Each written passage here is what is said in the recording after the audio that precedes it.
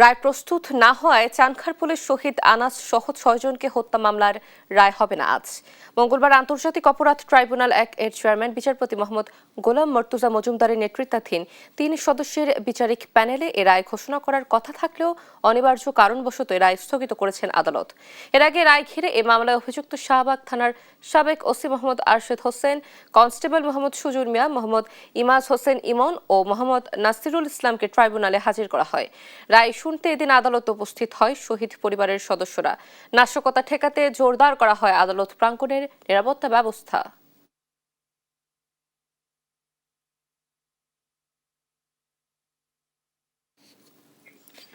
দর্শক, আন্তর্জাতিক অপরাধ ট্রাইব্যুনালে রয়েছেন সহকর্মী সাবরিনা মজুমদার, সরাসরি যোগ দিচ্ছেন তিনি।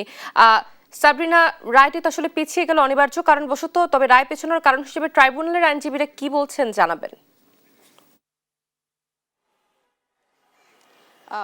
অতসী, একটি রায় যখন দেওয়া হয় তখন সেই রায়টি লিখেই কিন্তু ট্রাইব্যুনাল থেকে দেওয়া হয়। তো যেমনটি বলছিলাম যে রায় যেহেতু প্রস্তুত করা সম্ভব হয়নি, অর্থাৎ যখন আন্তর্জাতিক অপরাধ ট্রাইব্যুনাল থেকে একটি রায় ঘোষণা করা হয় তখন যে রায়ের যে পূর্ণাঙ্গ লেখা, অর্থাৎ কার বিরুদ্ধে কি অভিযোগ আছে এবং কার বিরুদ্ধে কি কি সাজা আছে সব লিখে তারপরে রায়টা দেওয়া হয়। তো সেই হিসেবে যদি বলতে চাই যে এই রায়টি পুরোপুরি লেখা হয়নি, এই পূর্ণাঙ্গ আকারে প্রকাশ করা হয়নি, এই জন্যই আজকে রায় না দিয়ে ২৬ জানুয়ারি চানখারপুলে যে শহীদ আনাস সহ ৬ জনকে হত্যা মামলার যে রায় আছে, যেটি ডিএমপি কমিশনার হাবিবুর রহমান সহ ৮ জনের বিরুদ্ধে, সেই রায়টি সেদিন ঘোষণা করবে আন্তর্জাতিক অপরাধ ট্রাইব্যুনাল ১।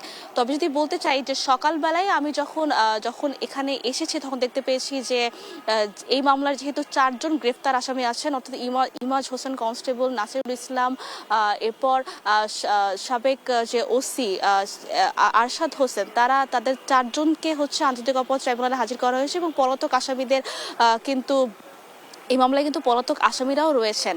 এর সাথে যদি বলতে চাই যে যেহেতু এই মামলায় যখন জুলাই আগস্ট প্রেক্ষাপট, অর্থাৎ জুলাই হত্যাকাণ্ড ঘটে, সেখানে শহীদ আনাস সহ আরও ৫ জন নিহত হন, তাদের পরিবারের সদস্যরাও কিন্তু আজকে আন্তর্জাতিক অপরাধ ট্রাইব্যুনালে এসেছেন। তবে রায়ের যেহেতু প্রস্তুত করা হয়নি, সেটি নিয়ে আজকে আন্তর্জাতিক অপরাধ ট্রাইব্যুনাল থেকে প্রসিকিউশন আমাদেরকে জানাবেন। তবে এখন পর্যন্ত কিছু জানাননি, কিছুক্ষণের মধ্যে হয়তো বা ব্রিফ করবে, তখন আমরা জানতে পারবো। তবে একটি বিষয় জানতে চাই যে এখন রামপুরায় যে জুলাই আগস্ট গণহত্যা হয়েছিল, সেখানে ২৮ জনকে হত্যা মামলায় লেফটেন্যান্ট কর্নেল রেদওয়ান সহ ৪ জনের বিরুদ্ধে কিন্তু এই মামলার স্বাক্ষর গ্রহণ ইতিমধ্যে শুরু হয়েছে। তো স্বাক্ষর গ্রহণ যখন শেষ হবে, যেহেতু সূচনা বক্তব্য কিছুক্ষণ আগে হলো, সূচনা বক্তব্য উপস্থাপন করেছেন চিফ প্রসিকিউটর, সেই যখন স্বাক্ষর গ্রহণ শেষ হবে তখন আমাদেরকে চিফ প্রসিকিউটর এই মামলার বিষয়ে বক্তব্য দিবেন এবং সেই সাথে এই রায় যে পিছিয়ে ২৬ জানুয়ারি করা হলো, সেই রায় বিষয়ে আমাদের সাথে কথা বলবেন। তো এখন পর্যন্ত আন্তর্জাতিক অপরাধ ট্রাইব্যুনাল থেকে এই ছিল সর্বশেষ খবর। অতসী।